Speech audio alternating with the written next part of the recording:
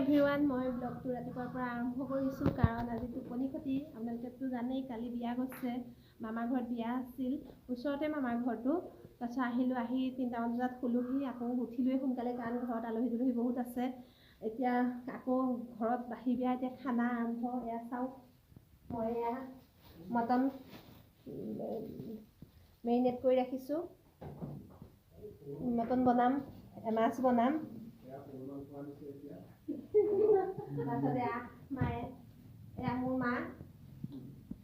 মোৰ মা পাচলি কুটি আছে লেবেৰা ভাজি বনাব হাই এয়া মায়ে লেবেৰা ভাজি বনাব বহুত ধুনীয়া বনায় মায়ে লেবেৰা ভাজিটো ভাত হৈ গ'ল মূৰটো তাৰপিছত এয়া আগফালে কোন বহি আছে দেখাওঁ আহকচোন আপোনালোকক এয়া আগফালে বহি আছে আমাৰ চিফ গেষ্ট এই দুজন আমাৰ সৰু জোঁৱাই আৰু সৰু ভনী দুইজন বহি আছে বহি আলোচনা বিলোচনা বিয়াৰ কি খালে কি বলে জানেই আৰু বাহি বিয়াৰ দিনা কি আলোচনা হয়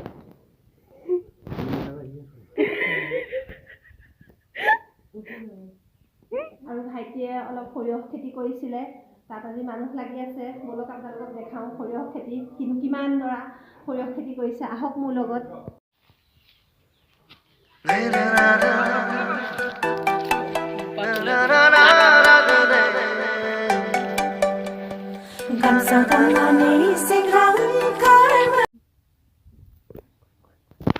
এয়া বগৰী কুটিবলৈ লৈছোঁ বগৰী মই প্ৰত্যেক বছৰে মই এনেকুৱা ছিজনত খাওঁ গতিকে আপোনালোকে খাই নে নাখায় নাজানো কিন্তু মই কিন্তু সদায় খাওঁ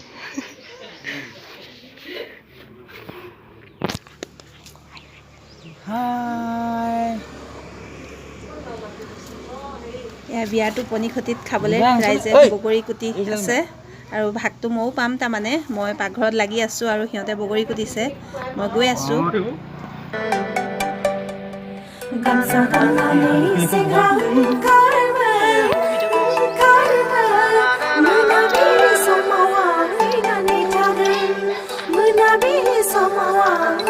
জুইত ছাগলী মাংস বনাবলৈ লৈছোঁ জুইত বনোৱা মাংসৰ সোৱাদে বেলেগ আজিকালি জুই চৌকা নাইকিয়াই হ'ল সেইকাৰণে বাহিৰতে খানা নিচিনাকৈ বনাই লৈছোঁ চবে মিলিজুলি খাম চাই থাকক মোৰ ভিডিঅ'টো ৰেচিপি হিচাপে নহয় বনাইছোঁ কাৰণে শ্বেয়াৰ কৰিছোঁ আপোনালোকৰ লগত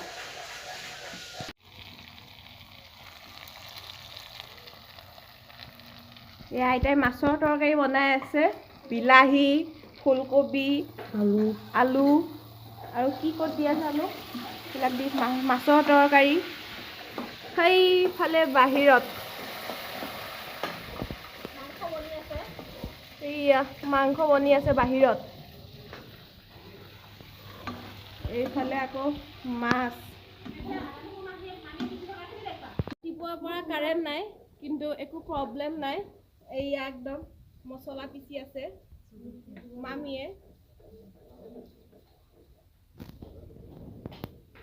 জলকীয়া নিয়ে আৰু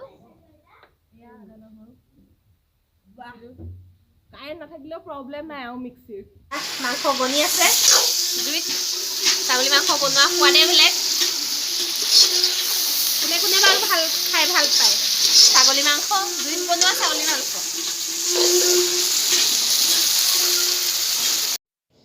মই ঘৰ আহি পালোহি তাৰপিছত ওচৰৰ খুৰা এজনে বতা চৰাই পুহিছে খুৰাজনৰ পৰা সেয়া বতা চৰাই কণী কেইটামানো লৈ আহিলোঁ আহি পেলাই ভাবিলোঁ ধূপ ধূনা দিও আজৰি হ'লোঁ এতিয়া খাবলৈ গধূলি নাস্তা কিবা এটা বনাওঁ কি বনাওঁ চাওঁ আহকচোন মই সেয়া বনাবলৈ লৈছোঁ পটেটো চিজ বল আপোনালোকে ভিডিঅ'টো চাই থাকক ভাল পালে লাইক কৰিব কমেণ্ট কৰিব আৰু যিসকল মোৰ চেনেলত নতুন তেওঁলোকে ছাবস্ক্ৰাইব কৰি দিবলৈ নাপাহৰিব আৰু ভিডিঅ'টো চাই থাকক মোৰ মই বইল আলুখিনি পিহনাত এনেকৈ পিহি লৈছোঁ আপোনালোকে হাতেৰে পিটিকি লওঁ বুলি ভাবিলেও ল'ব পাৰে পিহনাত পিহি ল'লে ভাল হয় আলুটো মিহি হৈ যায়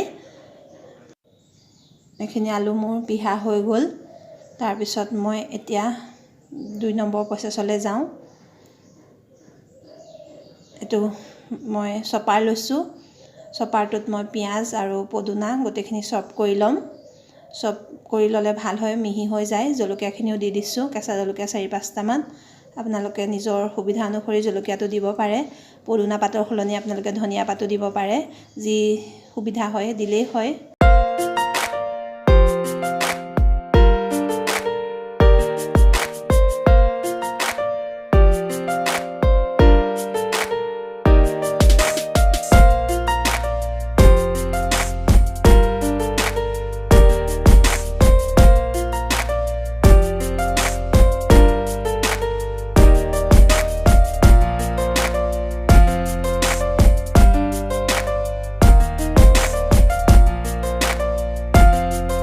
মই পিহি থোৱা আলুখিনিৰ লগত পদুনা, জলকীয়া আৰু পিঁয়াজখিনি দি দিলোঁ।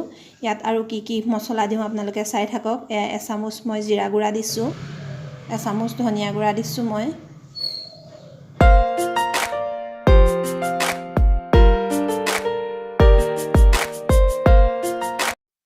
এয়া সোৱাদ অনুসৰি নিমখ দিছোঁ মই। 3 নম্বৰ প্ৰচেছ এতিয়া কৰিবলৈ গৈ আছোঁ। মই ইয়াত দিছোঁ 2 চামুচ পিঠাগুড়ি, চাউলৰ গুড়া। আপোনালোকে কৰ্ণফ্ল'ৰ থাকিলে কৰ্ণফ্ল'ৰ দিব পাৰে, পিঠাগুড়ি বা কৰ্ণফ্ল'ৰ দিলেই হয়। 2 চামুচ দিছোঁ মই ময়দা। আলুৰ বলটো মই ইয়াত মিক্স কৰি ল'ম, অকণমান পানী দি এইখিনি গুঠি ল'ম মই। অকণমান মই প্ৰেছ বনাই ল'ম এইখিনি। ইয়াত দিব লাগিব সোৱাদ অনুসৰি নিমখ। পিঠাগুড়ি আৰু ময়দাখিনি এইটো কনচিষ্টেঞ্চিত গুটি লৈছোঁ। আপোনালোকে ময়দা আৰু কৰ্ণফ্ল'ৰ নাইবা চাউলৰ গুড়া বাদ দি এগো দিব পাৰে। এগো এনেকৈ বনাই ল'ব পাৰে। বনাই চিজ বলটো ইয়াত ডুবাই পেলাই ল'ব পাৰে। মই এইখিনি পিঠাগুড়ি আৰু ময়দা দি কৰিছোঁ, নহ'লে বা এগ দিও কৰিব পাৰে আপোনালোকে। মই এগ দি এটা আলু চপৰ ৰেচিপি দিছিলোঁ আপোনালোকক, মোৰ এইটো ভিডিঅ'তে পাই যাব ডেছক্ৰিপশ্যন বক্সত তাৰ লিংকটো, এগ দি বনোৱা আলু চপটো। মই এইটো পিঠাগুড়ি আৰু ময়দা দি কৰিছোঁ। আপোনালোকে পিঠাগুড়ি নাথাকিলে বা চাউলৰ গুড়া নাথাকিলে কৰ্ণফ্ল'ৰ দি কৰিব পাৰে। এয়া মোৰ এইটো কনচিষ্টেঞ্চিত ৰাখি লৈছোঁ। আৰু সোৱাদ অনুসৰি মই নিমখ দিছোঁ। নিমখটো কমাই দিছোঁ কাৰণ আলুটো নিমখ আছে। এইখিনি মই বনাই ৰেডিকৈ ল'লোঁ। এইখিনি লৈছোঁ মই ব্ৰেড ক্ৰাম্ব। তাৰপিছত এইখিনি চিজ মই পিচ পিচ কৰি কাটি লৈছোঁ স্কুৱাৰ চাইজত। মই এতিয়া বলখিনি বনাবলৈ ৰেডি হৈছোঁ। চাই যাওক আপোনালোকে। হাতত লাগি লাগি যাব পাৰে। মই হাতত অকণ পানী সানি লৈছোঁ। পানী সানি লৈ বল বনাই ল'ম মই প্ৰথমে ধুনীয়াকৈ। বল বনাই লৈ মাছটো অকণ দ কৰি ল'ম। লৈ পেলাই এনেকৈ এপিচ এপিচ চিজ দি দিম মই। দি পেলাই ধুনীয়াকৈ আকৌ বলটো বন্ধ কৰি দিম। ভালকৈ বন্ধ কৰিব লাগিব, নহ'লে বা চিজটো গলি আহিব তেলত ফ্ৰাই কৰোঁতে।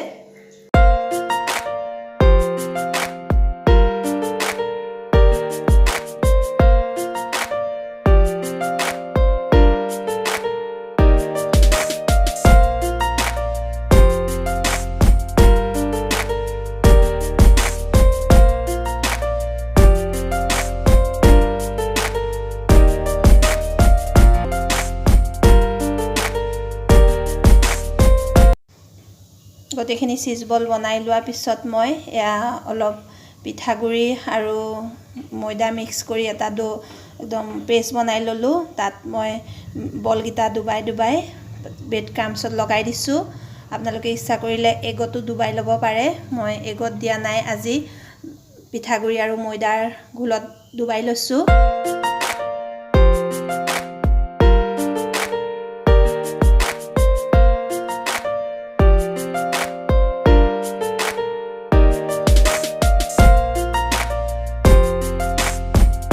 লগত ভৰাই পেলাই আটাইকেইটা এনেকৈ প্ৰেছ কৰি ল'লোঁ। ধুনীয়াকৈ লাড়ু বনাই ল'লোঁ মই। এতিয়া তেলত ফ্ৰাই কৰিম। এটা কেৰাহী গৰম হ'বৰ কাৰণে পাতি দিছোঁ মই। এয়া মোৰ কেৰাহী গৰম হৈ গ'ল। মই ইয়াত ৰিফাইন অইল দি লৈছোঁ। ৰিফাইন অইলটো বেছি গৰম হোৱালৈকে দিব নালাগে, ধোঁৱা অহালৈকে অকণ কুহুমীয়া গৰম হ'লেই হ'ল। তাৰপিছত মই এটা এটাকৈ চিজ বল দি দিছোঁ, কাৰণ চিজ বলটো বেছি জুইত ভাজিলে ফাটি যাব পাৰে। কম জুইত লাহে লাহে লৰাই ভাজি থাকিব লাগিব। চাই থাকক মোৰ ভিডিঅ'টো।